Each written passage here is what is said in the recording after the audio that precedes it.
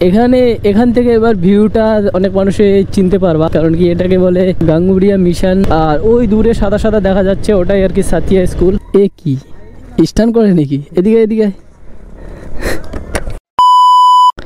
তো hello guys, welcome back to another blog. আর এখানে দেখতে পাচ্ছ আমার বাইকটা রয়েছে, তার মানে তোমরা বুঝতেই পেরেছো যে আজকে আমরা নতুন একটা রাইড প্ল্যান করেছি। তো আজকে আমার সঙ্গে রয়েছে বরকত ভাই। তো দুজন মিলে আমরা আজকে যাচ্ছি পাকুয়ার দিকে। আর কি কারণে যাচ্ছি সেটাও একটু বলছি। আর আজকে যে লোকেশনটা রয়েছে, লোকেশনটা একবার দেখো, এত সুন্দর লাগছে না, চারিপাশের একদম আলাদা। তো চলো বাইকটা স্টার্ট করা যাক, তারপর তোমাদেরকে বলছি আজকে আমরা কোথায় যাব আর কি কি করতে যাচ্ছি।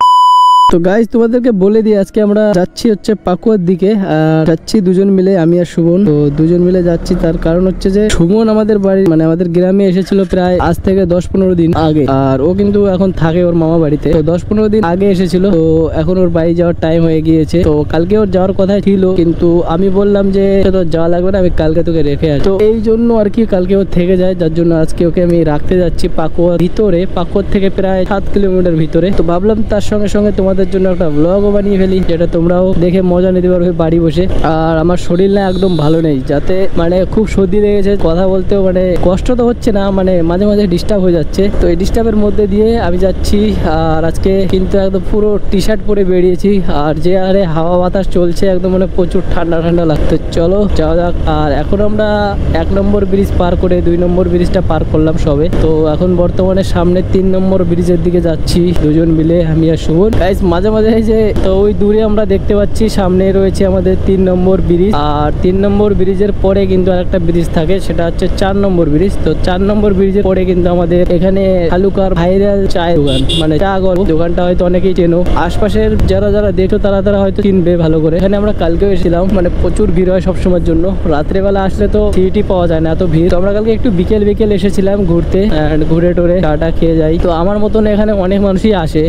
এখানে দেখো ধান নেড়েছে বড় বড় পাথর দিয়ে। তো এগুলো পাথরে কতটা রিস্কি সেটা শুধু আমরাই জানি। আমাদের মতন রাইডাররাই এগুলো ফিল করতে পারে, কিন্তু যারা ধান নাড়বে তারা কিন্তু এটা ফিল করতে পারে। এটা হচ্ছে আমাদের 4 নম্বর ব্রিজ। আর এর পরেই আছে আমাদের চা গল্প, যেখানে খুবই সুন্দর চাটা পাওয়া যায়। তোমরাও আসো, এখান থেকে চাটা খাও। আর এটা কিন্তু আমার কোনো প্রমোশন ভিডিও না, এমনিতেই আমার খুব ভালো লাগে, তার জন্য আমি বলি। তারপরে এখানে আর একটা দোকান। তো এরপরে আমাদের 4 নম্বর ব্রিজ পার করে দিয়ে সামনে আসবে আমাদের বাউনগোলা ব্রিজ, যেখানে কিন্তু এমনি নর্মাল দিনে স্বাভাবিক তো চেকিং হয় না, বাট যেদিন হয় একদম পুরো টপ লেভেলের হয়। তো এখানে রয়েছে আমার কাছে বরকত ভাই, আর ওর মাথায় কিন্তু কোনো রকমের হেলমেট নেই। কারণ কি আমার কাছে হেলমেট আছে, এবার যদি আমি ওর মাথায় হেলমেট দিয়ে নিয়ে যাই, তাহলে আসার সময় হেলমেটটা আমার বইয়ে আনতে হবে। কারণ কি আমার বাইকের পিছনে ওরকম কোনো অ্যাঙ্গার নেই যে যেখানে আমি আটকে বা ঝুলিয়ে নিয়ে আনবো।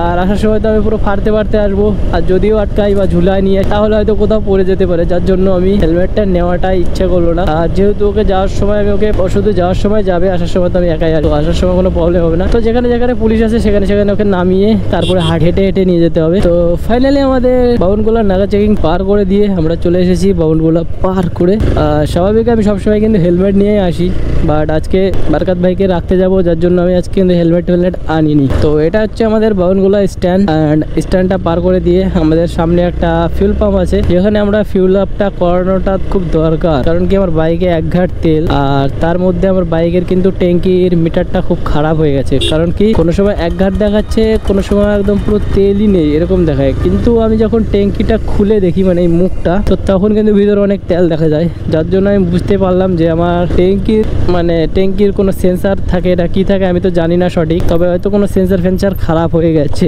তো দেখতে দেখতে আমরা চলে এসেছি পাকুয়ার প্রায় কাছাকাছি, আর একটুখানি আছে বাকি। তো আজকে একটু মনে হয় যে বেশি তাড়াতাড়ি চলে আসলাম পাকুয়াতে। তো পাকুয়ার থেকে আমরা তেল ভরে আর এখন আমরা একটা নতুন একটা রাস্তা নিয়েছি, যে রাস্তাটার হালাত ঠিক এই রকমের। তবে এখান থেকে কিন্তু একটু সুন্দর রাস্তা পেয়েছি, যেটা দেখে আমার সত্যি মনটা একটু ভালো লাগলো। কারণ কি একটু আগে এত পরিমাণে খারাপ রাস্তা ছিল যে মানে বোঝাতে পারবো না, এতটা খারাপ লাগছিল। তবে এখানে কিন্তু খুব সুন্দর রাস্তা, আর গ্রামীণ রাস্তা, তো ওই জন্য একটু চিকুন চাকুন, আর তার মধ্যে একটু মাঝে মাঝে বাম্পার। আর এখানে মাঝে মাঝে একটা গাড়ি আসলে একটু স্লো হতে হয়, কারণ কি গ্রামের রাস্তা এরকমই হয়, এর থেকে বেশি চওড়া রাস্তা হয় না যথাযথ সম্ভব। এবার আমাদের ওখানকার রাস্তাটাও ঠিক এরকমই, বাট এর থেকে একটু মোটাও হতে পারে, কিন্তু এখানে একটু বাম্পারটা একটু বেশি, আর তার সাথে রোড কন্ডিশনটা খুবই ভালো। তো এখান থেকে হয়ে যাবে আমাদের একদম পুরো ফাঁকা রাস্তা। আর এদিকে একটু গ্রাম গ্রাম, যার জন্য একটু ভিড় ভাড়া বেশি। তো এর আগের দিন আমরা নিয়ে গিয়েছিলাম তোমাদেরকে চুলকানি মোড়ের রাস্তা দিয়ে। আর এই রাস্তাটা ঠিক আমাদের সামনে গাঙ্গুড়িয়া মিশন হয়ে ছাতিয়া স্কুলের পাশ দিয়ে তারপরে আমাদেরকে এই রাস্তাটা নিয়ে যাবে সুমনের মামাবাড়ির গ্রামে, মানে ভূতিডাঙ্গা। তো আমরা আসলে ভূতিডাঙ্গা যাব। তো যেটা বলছিলাম পাকর থেকে প্রায় 7 কিলোমিটার ভিতরে। তো এখান থেকে একদম পুরো দেখো পুরো চারিপাশটা একদম কিন্তু পুরো ফাঁকা, আর যেটা কিন্তু দেখতে খুবই ভালো। আর এরকম ফাঁকা পেলে একটু টানাটানি হয়, বাট গ্রামের রাস্তা কোথা থেকে ছাগল গরু চলে আসছে, তার জন্য আমি টানতেও পারছি না ঠিক করে। তো গাইজ আমি এখানে মানে সুমনকে বলছি যে এখান থেকে তো তোর মামা বাড়ি বেশি দূর না, মানে এখান থেকে পাকর থেকে তোর মামা বাড়ি হেঁটে চলে যাওয়া যাবে। তো সুমন আমাকে বলছে যে আমি এখান দিয়ে কত আগে হেঁটে গিয়েছি। আমি বললাম যে কবে, তোদের তো আগে এখানে বাড়ি ছিল না? ও বলছে না, আমাদের ওই বাড়ির থেকে আমি হেঁটে হেঁটে এখান থেকে গিয়েছি। তাহলে ভাবা যায় সুমনকে কেউ হালকাতে নিও না, সুমন এখান দিয়ে হেঁটে চলে যাবে মামা বাড়িতে। কি বরকত ভাই, কয়বার হেঁটে হেঁটে গিয়েছিলা? 2-3 বার। বাহ। তো গাইস এখান থেকে এবার ভিউটা অনেক মানুষে চিনতে পারবা, কারণ কি এটাকে বলে গাঙ্গুড়িয়া মিশন বলে। তো বলে এবার অরিজিনাল নামটা আমি সঠিক জানি না, তবে আমি লোকের মুখে শোনা যে এটা গাঙ্গুড়িয়া মিশন বলে, তো এর জন্য আমি ওটা বলে দিলাম।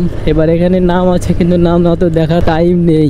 ওখানে লেখা আছে গাঙ্গুড়িয়া শ্রী শ্রী কি লেখা আছে। তো যাই হোক, এর পাশ দিয়ে আমরা এখন যাচ্ছি। আর এখানে নাকি সুমনের বোনও পড়ে। সুমনের বোন পড়ে, 3টা বোনও পড়ে। তোকেও বলবি এখানে ভর্তি করাতে। এটা হোস্টেল? আচ্ছা, এখানে হোস্টেল আর ওটা স্কুল। তো আমরা গাঙ্গুড়িয়া মিশন পার করে দিয়ে এবার আমরা যাচ্ছি সামনের দিকে। আর সামনের দিয়ে সোজা গিয়ে একটা বাম দিকে রাস্তা আছে, যে রাস্তাটা নিলে আমরা যাবো সোজা ছাতিয়া স্কুলের দিকে। তো ওই স্কুলে আমি একবার পড়াশোনা করেছিলাম, তো আজকের থেকে প্রায় অনেকদিন আগেকার কথা। তো এই স্কুলের পাশ দিয়ে যখন যাবো ভাই একটু খারাপ তো লাগবে। তো চলো যাওয়া যাক আমার পুরনো স্কুলের সামনে দিয়ে। আর স্কুলটা পার করে তারপর কিন্তু আমাদের চলে যাবে সেই আমাদের বরকত ভাইয়ের মামা বাড়ির গ্রাম। আর আজকে যেহেতু সানডে মানে রবিবার, তবে স্কুল কিন্তু আজকে বন্ধ। আর ওই দূরে সাদা সাদা দেখা যাচ্ছে, ওটাই আর কি ছাতিয়া স্কুল। চলো চলো চলো যাওয়া যাক। তো আমরা চলে এসেছি সেই ছাতিয়া রামকৃষ্ণ মাধ্যমিক বিদ্যালয়ের সামনে।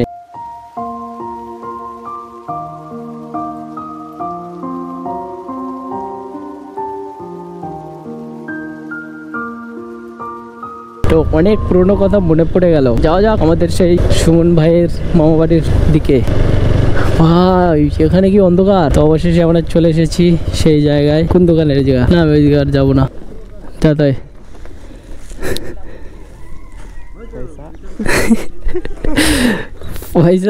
পয়সা লাগবে তোর?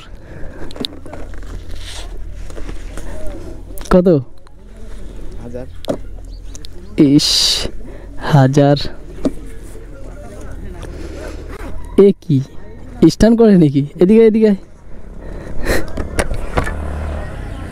কত পাবি?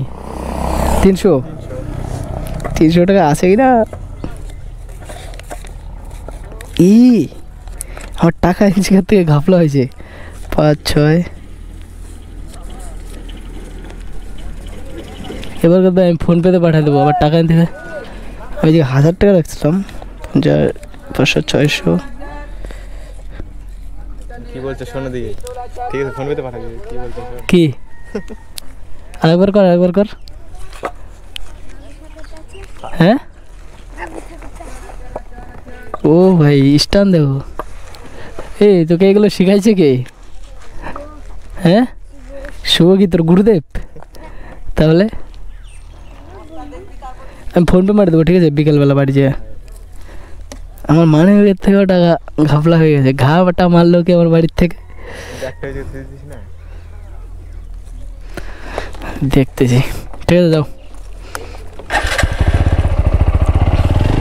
তো গাইজ এখানে সুমনকে রেখে এবার আমি যাচ্ছি আবার বাড়ির দিকে। আর এখানে একটা জিনিস দেখতে পেলাম, এটা হচ্ছে আমার মানি ব্যাগ থেকে টাকা ঘাপলা হয়েছে। তো এটা আমি এখন সামনে গিয়ে বাড়িতে ফোন করবো আমার মানি ব্যাগ থেকে কে টাকা নিয়েছে।